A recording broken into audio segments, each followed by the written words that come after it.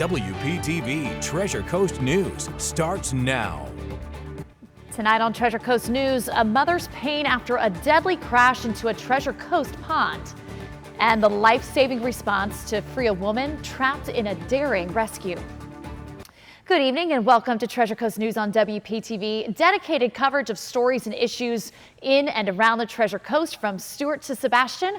Let's start things tonight, sending it over to Kate Wenzel with a look at our Saturday evening forecast. Hey Megan, I hope you enjoyed your Saturday today. It was a great day to spend at the beach.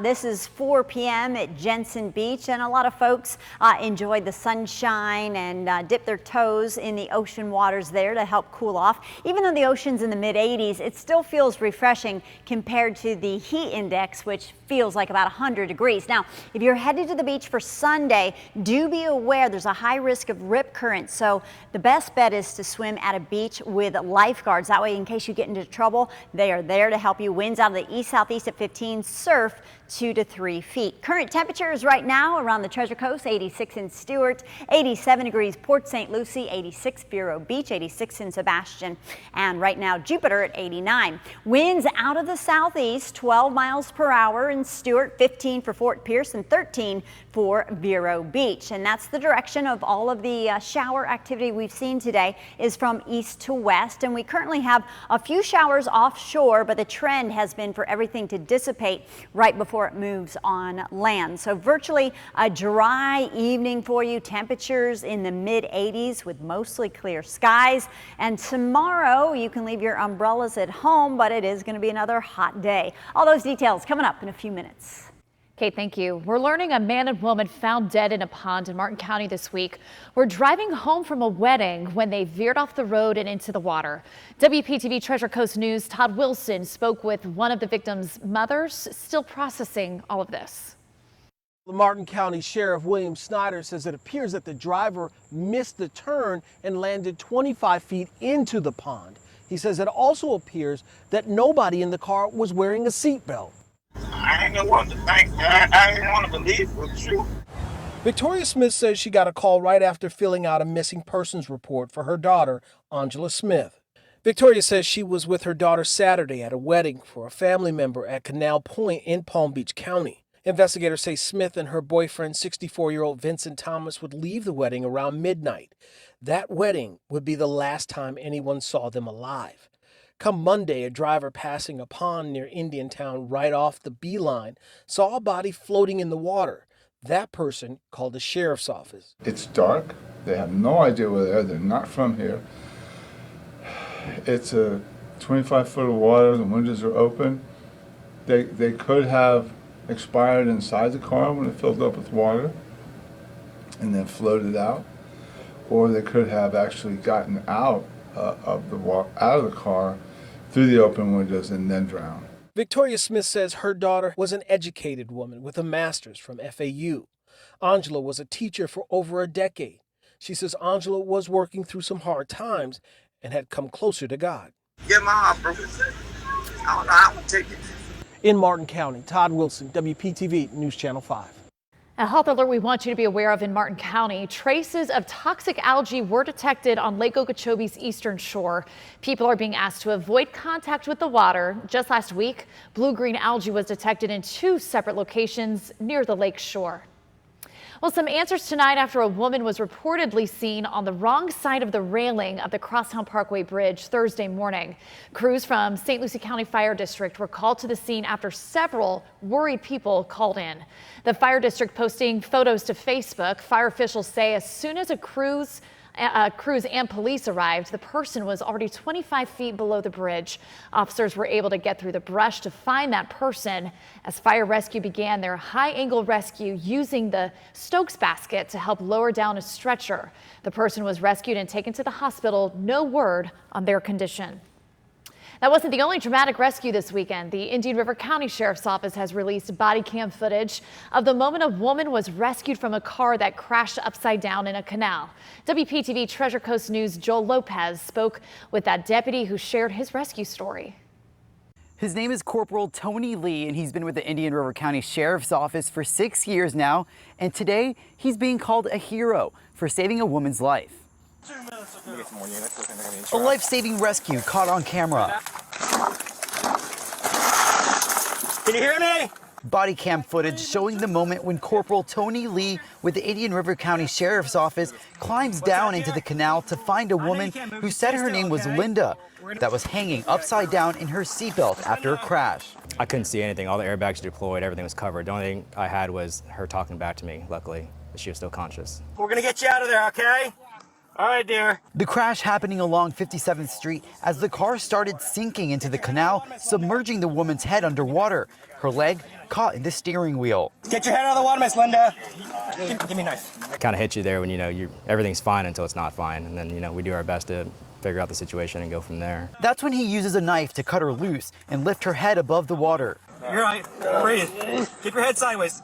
Give her a second. Eventually, other deputies and fire rescue were able to pull her out. I rode over on her side. She started coughing up water, and I held her hand, told her she was going to be okay, and just, make sure that she stayed breathing. Lee credits his training and says in the 6 years with the sheriff's office, this is his third or fourth time he's responded to a car upside down in a canal. Us doing our job, and if we can save somebody's life, it makes the day better, helps us, wake up and go to work the next day. Tonight, the Indian River County Sheriff's Office says the woman is still recovering in the hospital. We don't sign up to be heroes. It just kind of comes with the job. But trying to save lives, prevent people from getting hurt, prevent people from losing a loved one is obviously the ultimate goal. Lee says he doesn't call himself a hero and gives credit to the other deputies and fire rescue who were also on the scene. He says the fact that the woman was also wearing her seatbelt probably helped save her life. In Indian River County, Joel Lopez, WPTV, News Channel 5. The punishment for 6 Martin County students who took a picture spelling out a racial slur will be upheld by the district. The picture taken at Hidden Oaks Middle School on May 16th showed a group of students standing outside the Palm City School holding letters that spelled out a racial slur. 6 students at the center of the controversy are appealing their discipline, which included expulsion. A part of this week's board meeting discussion was about any punishment staying on the students' record long term.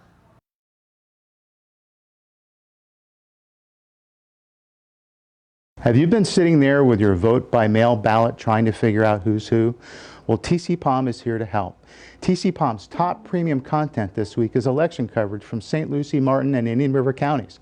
It's a guide to content that can help you make your election picks, including candidate questionnaires, videos of candidates meeting with their editorial board, and editorials on its research and recommendations.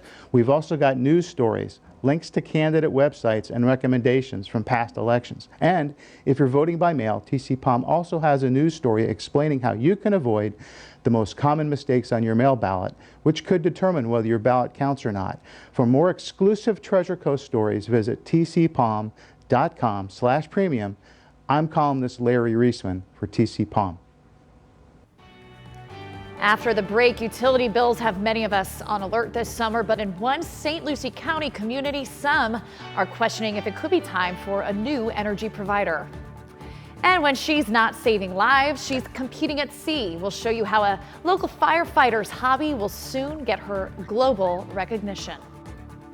And it was another beautiful day across the Treasure Coast, so we'll be as lucky for Sunday, or will we start to see more rain chances? I'll let you know coming up after the break. WPTV Treasure Coast News starts now. Well, hot summer temperatures are leading to increased utility bills for all of us, but some customers in Fort Pierce say their electric bills are becoming so expensive they now want a new utility company to take over, and there's a growing petition.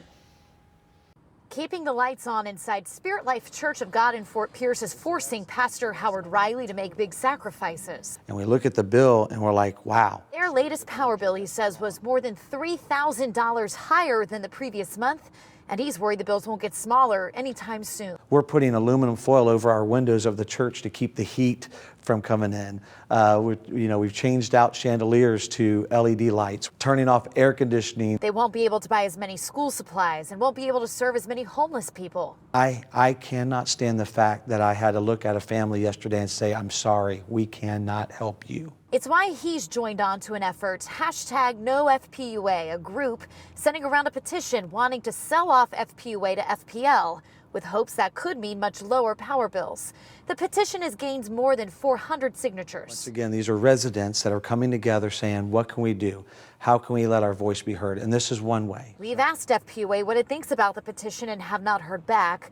But this week, FPUA did announce Mustard Seed Ministries has made $50,000 available to help customers who are struggling. FPUA is also working out payment plans for customers. As it said, natural gas prices have more than doubled, one driver prompting some of the large price hikes. The Florida Municipal Power Agency, which provides electricity to FPUA and other utilities around the state, says all municipal utilities are seeing these price hikes. FPL has purchased smaller utilities before, like Vero Beach's power company, about 4 years ago after residents there wanted cheaper power bills. Pastor Riley wants customers to get a choice. Don't just sit back and complain, but actually go to the meetings, be a part of them, and let your voice be heard.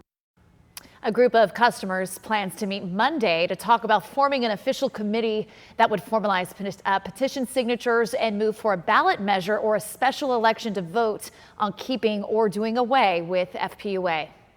A federally funded program aimed at helping Florida homeowners pay off their mortgages, insurance, and utility bills will close registration ahead of schedule.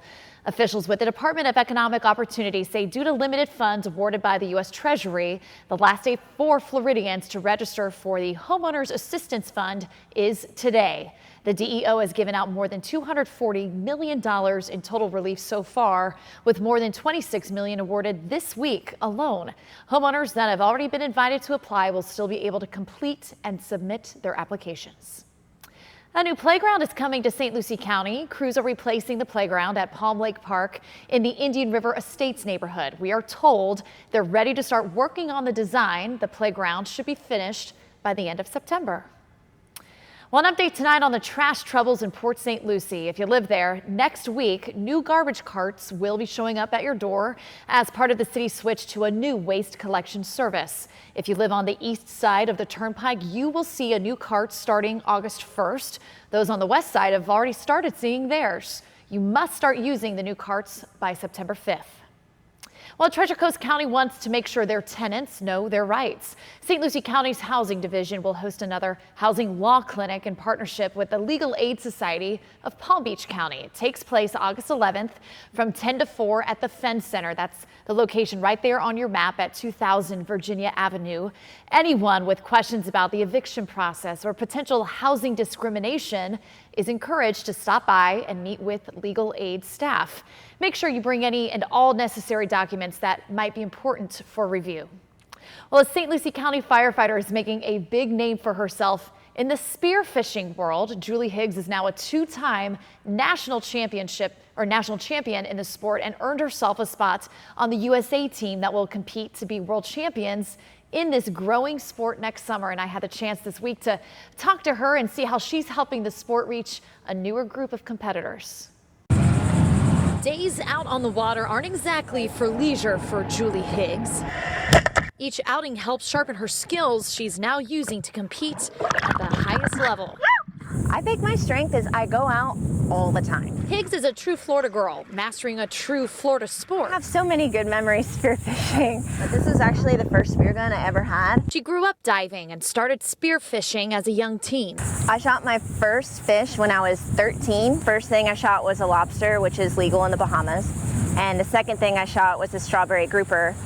And from then on, it was every summer, spearfish all summer. In 2014, she crushed her first ever tournament. I shot so many big fish that they didn't even add up my score. They just put the infinity mark. That was just the start of a competitive streak for Higgs. Her flexible schedule with the fire department, she says, helped her make time to spend competing in tournaments around the country. In the last 3 years, I've done 20. For the last 2 years, she's been the women's national champion in the sport. And 2 back-to-back wins gets her on the USA team competing at the world level next summer in Spain. We do act like this is the Olympics of spearfishing because we are representing the United States. She even holds 7 world records in the sport, making a name for herself in a long male-dominant sport. I think we're just outnumbered. She says women didn't start competing at the world level until about 2018. Now there's a shift in the competition she's seeing more and more. Women are definitely coming into the sport more. I think part of it is social media, encouraging women to come out. There's more tournaments that are giving nicer prizes to women. With less than a year to get ready to represent Florida and the U.S. on the world level, she's also showing women their potential to take the sea by storm. You know, I've never tried spearfishing myself, but it looks difficult because you have to hold your breath, you have to dive down, you have to keep your composure as you hold steady.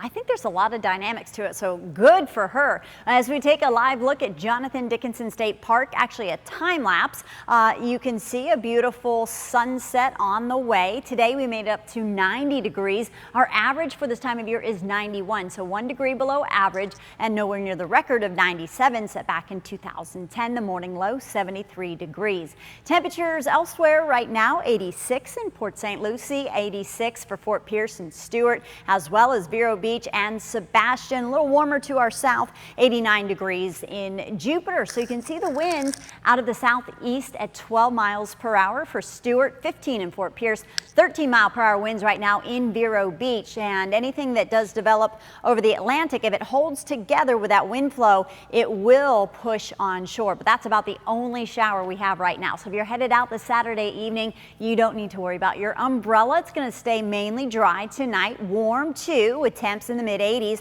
about 83 degrees by 1 o'clock in the morning with mostly clear skies. Then tomorrow, your heat tracker indicating that once again, we'll be topping out in the low 100s when you factor in the humidity, and that's basically between about noon through 3 p.m. and then we'll start to see just slight cooling as we head into the evening. So the precipitable water map, this shows us how much moisture is in the atmosphere for Sunday. Shades of blue and green, that's relatively dry air. A little more moisture works in for Monday, but then Tuesday, especially into Wednesday, some more dry air. So we're going to see our rain chances decrease as a result of that next Saharan air layer. On the Vipercast, not much showing. Here's a little tiny shower at 5 a.m. offshore. 8 a.m. Sunday morning, we're dry, and really the model's keeping us virtually dry right through early Monday. So rain chances for the week, 20% tomorrow, 30% Monday, Tuesday, down to 20% Wednesday, then back up to 40% by Thursday. We stay nice and quiet in the tropics tonight, and nothing that we are paying attention to that we need to right now in the Atlantic, the Caribbean, or the Gulf. But of course, we will always keep you updated right through the end of hurricane season. For tonight, mostly clear, 81, winds out of the east at 15. Tomorrow, 91 degrees. We'll leave a 20% chance of showers and storms in there, mainly an isolated chance of seeing a morning shower or an inland chance of seeing a thunderstorm. Winds out of the southeast at 15. For the boaters, seas running 2 to 3 feet. Inland waters a moderate chop. High tide 10:35 in the morning. And here is your 7-day forecast. So relatively dry start to the week, a 30 to 20% chance of showers and storms. And then we take a look at Thursday, 40% chance of scattered storms, a 50% for Friday and into Saturday too. And keep in mind, if you're a weather enthusiast and love taking weather pictures and videos, we need your help. You're invited to join our new WPTV First Alert Weather Spotters team. There will be an online training session next month, and if you'd like to participate, we have the details in a sign-up form on our website, WPTV.com.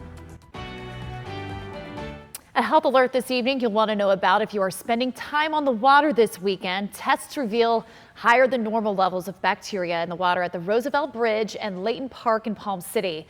You should stay out of the water until those results come back normal. The water is expected to be retested on Monday. Here are your Treasure Coast sports highlights with the ESPN 1063 sports team. What's going on, everybody? Terry Smith from ESPN 1063. You see the hat? It's because the sun is out. And you see behind me, it's because it's football season, baby. And Vero Beach is definitely getting ready for it. As it was media day for Vero Beach High School earlier today, players from the freshman, JV, and varsity squads took team photos and sat down for interviews. Training camp for Vero Beach starts Monday morning. The Fighting Indians finished with a 7-3 record last year, but will look to improve upon that. With the addition of former Benjamin quarterback Tyler Aronson and other returning starters, Vero looks to make waves to raise this season. the bar. You know, the bar's been set high, and we've got a high set of standards around here. We've graduated, like everybody, graduated some very productive seniors. I think we returned 2 starters on offense and 4 on defense. So you think about that and you're like, oh, we've got a lot of work to do, which we do, but that doesn't, our goals are not any less. Auburn, Florida State, Indiana, and Tennessee. Those were the final 4 schools for John Carroll defensive end Wilkie Denaud. Friends and family on the edge of their seats. It's the Auburn Tigers for the 4-star prospect. Wilkie getting set for his senior year with John Carroll. The Golden Rams have made it to the regional finals the last 2 seasons. Lots of commitments happening in our area, such as Tyler Aronson as well, who is the new Vero Beach quarterback and has recently committed to SMU. That's a look at sports.